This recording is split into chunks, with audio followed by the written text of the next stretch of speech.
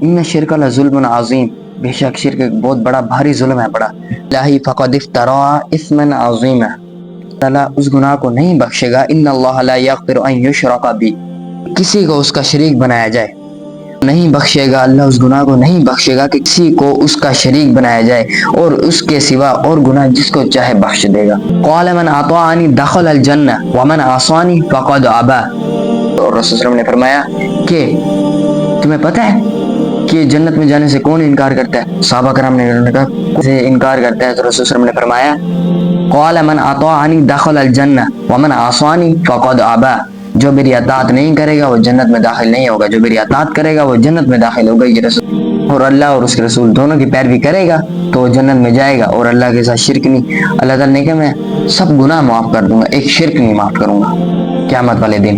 اب ہاں دنیا میں رہ کے اس کی توبہ کر لو۔ اجیب دعوت الداعی اذا دعان، جو میری طرف آتا ہے میں اس کی دعا قبول کرتا ہوں، کوئی مجھ سے مانگے میں اس کی دعا قبول کرتا ہوں۔ ہمیں اللہ کی رسی قرآن کو مضبوطی سے پکڑ کے رکھنا ہے۔ واعتصموا بحبل اللہ جميعا ولا تفرقوا، اور اللہ کی رسی قرآن کو مضبوطی سے تھام لو اور آپس میں فرقہ فرقہ نہ ہو جائے۔